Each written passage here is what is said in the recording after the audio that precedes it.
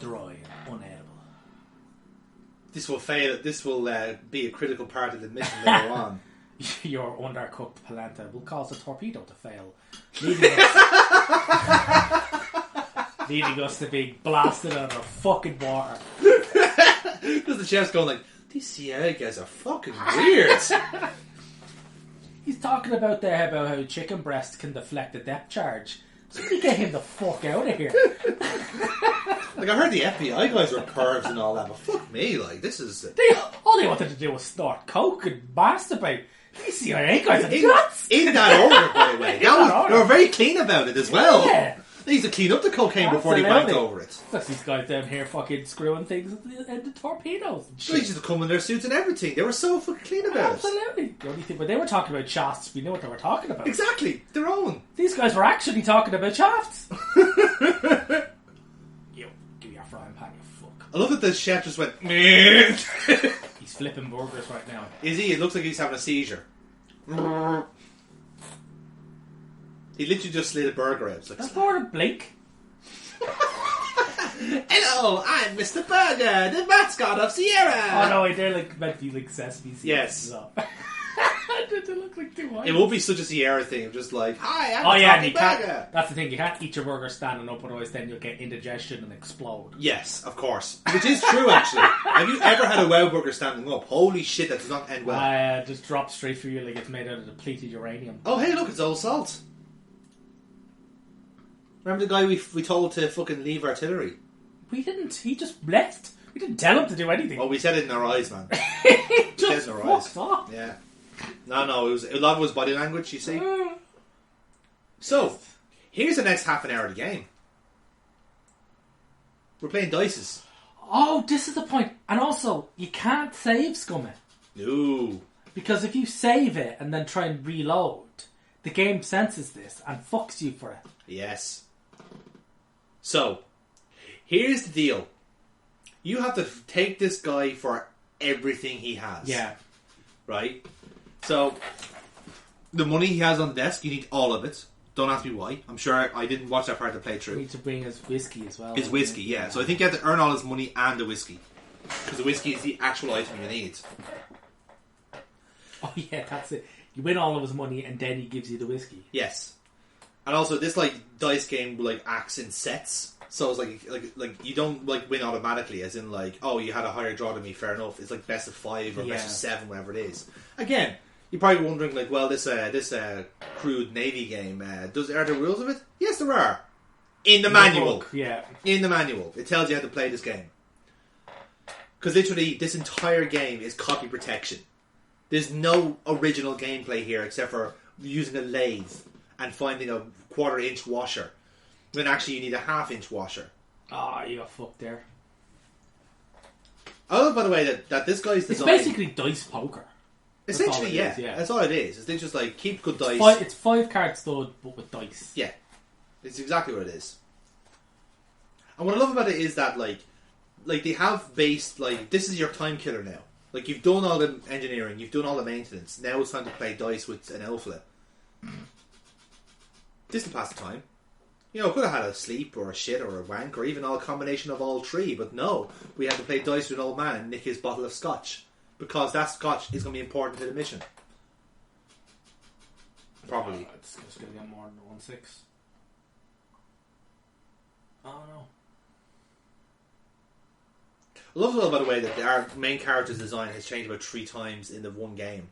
He started off in the opening cutscene looking like William Shatner, and now he looks like generic action hero number 4. It looks like an action figure of William Shatner that's been left in the sun for 5 hours.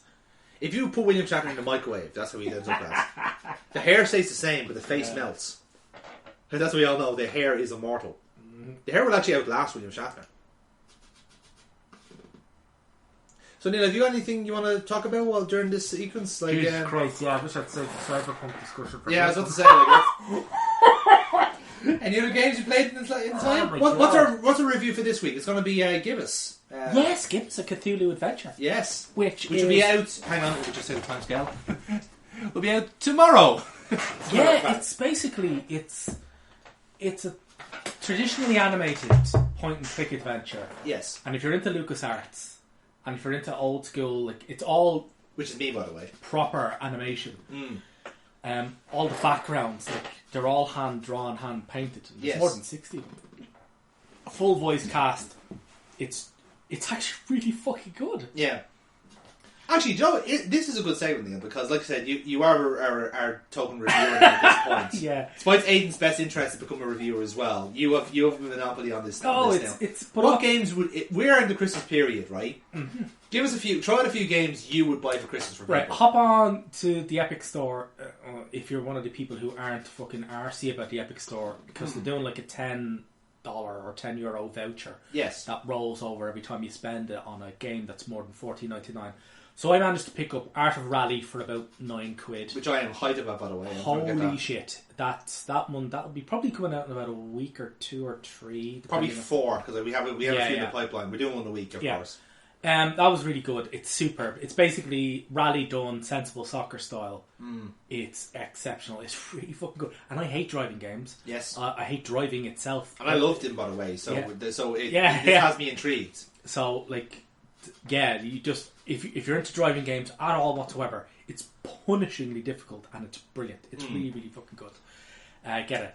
I've gotten Big Pharma, which is kind of like Factorio for drugs. Factorio's. You should get Factorio as well. Yeah. Factorio's one of those games where you start it up and then you're like, oh, I'll give this a bit of a go. Oh yeah, it's great. I have to make a conveyor belt from the trees to get wood. And great. And then you look out the window and it's dark and you're like, oh, alright. I call that Euro Truck Simulator. And then you're just like, you're clicking away and you're like, alright then. And you look out the window and it's bright again. Yeah. You're like, oh, okay then. And then you're playing around and you're like, alright, I'll build a machine and I'll get this done. And then your game is then interrupted by the police kicking down your front door because nobody's seen you in 5 days. You've been pronounced dead. You've lost your job. Yeah. Nobody's seen you in 5 days, and the neighbours are worried about the smell coming from your room, and they boot it in, and there's piss holes where your eyes used to be. It's ridiculous. Yes. There's a brilliant YouTuber called H Bomber Guy, Harry Brewster, and he didn't do a review of it, but he basically recommended it. And he showed his Steam profile of it, and his Steam profile of Factorio has 18 hours on it, and he's like, that's my first. I've only ever played it once. Yes, I've done it in one sitting, and that's how much I've racked up on. Yeah, no, I can totally believe and that. That was exactly it's one of just those type of games, and so I've gotten Big Pharma, which is kind of that, but for drugs. Yes, so where like you're getting like the raw materials going into vats that stir them up and then going in, and it's all conveyor belts and it's all mad. It's all crazy. I have one. We were talking about this before we started recording, but the game I want to check out over Christmas is Hot Shot Racing. Oh yeah, that's the name Hot Shot Racing. That's the name of the game. It looks so beautiful. Yeah, if you're, it's just if you love if you remember Ridge Racer back in the day, you love that type of arcadey gameplay. It looks like that. Yeah, it's essentially what Outrun would be like if Outrun was made today. Yes, precisely. Yeah, precisely. So there's like, like it's not really that looks superb. The reason why I haven't actually done anything with that is that I said it to you before, I initially thought that was a Steam exclusive. Yes. As it turns out it's not. It was a Switch exclusive. Sorry, Switch, Steam. No, Switch exclusive, yeah. Yeah, I can confirm PS4, Xbox and Windows. Fucking giggity. Yeah. Oh man, I so want to fucking play this, I can't wait. It looks so good. Beautiful, yeah. Have you checked out the Art of Rally? I'm about to give it a goosey now, actually. Yeah. Oh man, you'll fucking love it. Also, the soundtrack, the music to it is it's brilliant. It's proper banging shit. Yeah, I love the art style. I love the minimalist part of it. Like, it's so good. It's already won me over because the cover art has a RD Quattro in it. You can see why I said it's like a rally done sensible soccer style. No, it's not even that. It's a rally game done in Journey. Yeah, it's just the guy in the cape just going like I'm having a long introspective. Also, the people stand like right out onto the track, and if they go through them, it's fucking mad. Oh yeah, I love that. I love that. Another one as well. One's coming up, Lucifer Within Us. Very good investigative, procedural. It's detective. It's set slightly in the future. It's detective. Yes. Detective game. But basically what it is you talk to people and you get their timeline, and the thing is as they describe the events as they see it, you actually get to watch them. Yeah. And then you can stop the timeline at any point, pause it, rewind it, and go, actually, hang on, he said this. And interrogate that. Oh, that's good. And that's how you bounce it off. That's good. nice. It's ridiculously short, though. You won't get more than 4 hours out of it, but it's a very, very, very, very good game. There was a game there I saw that was procedure generated. It looked like a great idea. I think it was like some sort of road adventure. I'm going to try and find it here because I saw an article about it recently. It looks like a really great idea because you can get so much kind of work out of it. You can go back to me on that one. I'll try and find it here. Another one I'm going to be playing as well is Airborne King. I think it's Airborne Kingdom. Yeah, it's Airborne Kingdom, I think. Yeah, yeah, it's like Civilization, but everything. It's like floating cities. Everything's flying.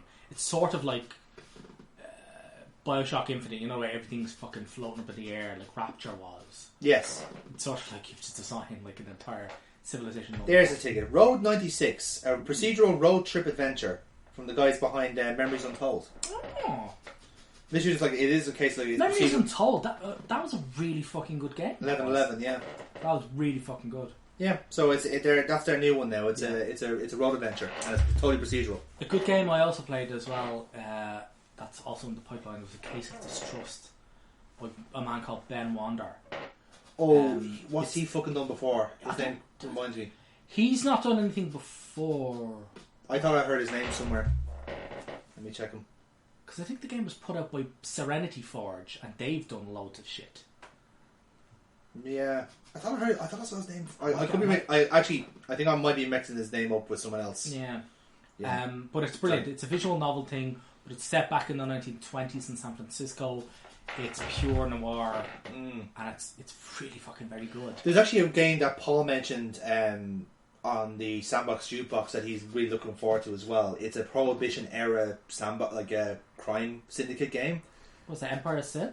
Empire of Sin, yes. Yeah, I have it on my wish list in Steam. Yes, but I didn't buy it because I was reading the reviews. Apparently, it's like Cyberpunk level broken. Oh no! Apparently, it is. Like, okay, so Paul said that a couple of weeks ago on the channel. I'd like Jesus, I'd like. We want to qualify this, by the way. He said this back in December, in early December. Because I've had that which listed for quite a while. Yes, and actually, the only reason I didn't buy it on release was I was busy. In any case, you have a child. I think that works. That's totally missed it. Yeah. I totally missed the release of it, and by the time I got round to it, was like 4 or 5 days after it was released. It was like 200 reviews. Yeah. Up for it, and it was mixed. I was going, that's a bad sign normally. This is okay. Yeah. I was like, alright, this isn't okay. So I looked into them and I was reading the reviews, and even got down to the professional critics, and they're all like, "No, this game is actually quite broken. Like it's really fucking simple. If you can nerf the game, and it's and also all the extra DLC weapons that you get apparently like horrifically overpowered." Now, look, couldn't hear. We've nicked all of his money. But now he says he has an electronic device that he's going to now put up for wager. You can neutralise magnetic fields. This is what we want. And presumably the Scotch as well. So now we're wagering for the electronic device that's very important to the plot. Carry on, Neil. It's so bizarre, like. But yeah, apparently Empire of Sin's not very well done. No, it's a pity. Because I even like I love the idea, concept. Pure fucking pity, because I was fucking I was looking forward to it. Yeah. In fact, had I been conscious, yes, when it was released, had I been conscious when it was released, I would have bought it.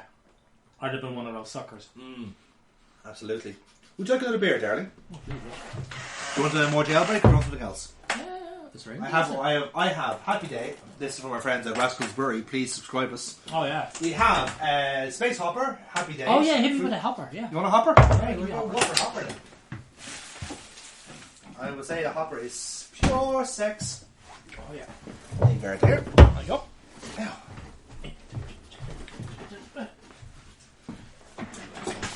I'll just hold the phone there and hit it. Yeah, buddy. Yeah. Yeah. So guys, like, it goes without saying that there's not much happening on screen, but I suppose this is probably the best time as ever to say thank you very much for all the time that you've spent watching SierraQuest. All I can really say to you at this time is that there are other channels available, there are other playthroughs available. You don't have to be here with me and Neil watching SierraQuest. You know, you could be doing anything. You could be writing a poem. You could be knitting a scarf for your long lost lover. You could be eating Maltesers off the back of your long lost lover. You could be doing loads of things. Ultimately, you've decided to spend time with us, and I find that very humbling personally, because even I'm shocked that people are deciding to sit and watch this with us. But lockdown has done weird things to all of our brains, so I choose to. I'm actually putting that down to it more than anything else. That literally the loneliness has now got to you, and Sierra Games is now your only outlet. And to be honest with you, that is a great way of getting seen by a psychiatrist, really. Because I'm fairly sure that is part of the Mental Health Act, that if you start finding Sierra Games somewhat enthralling or exciting or even enjoyable, you can get sections of the Mental Health Act, and in fact you get your straitjacket posted out to you, which I think is very revolutionary. But ultimately, there's other things you could be doing, really. But again, we appreciate your time, we appreciate your custom, and of course we appreciate your subscriptions. Even though we are a mildly unsuccessful YouTube channel, the fact that we have so many people that do watch our stuff is quite humbling. So thank you very much for that.